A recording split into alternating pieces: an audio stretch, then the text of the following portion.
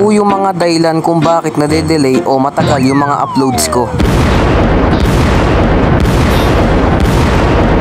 Tama kayo, nag-grind ako at solo lang.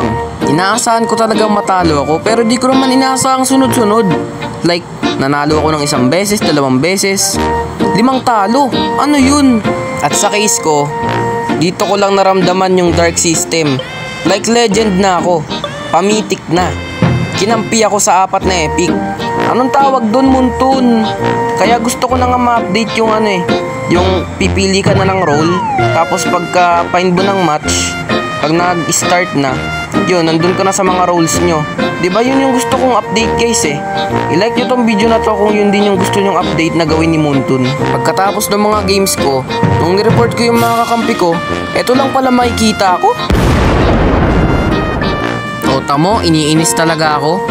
Dapat talaga next update ni Muntun kahit di na niya baguhin yung mga randoms.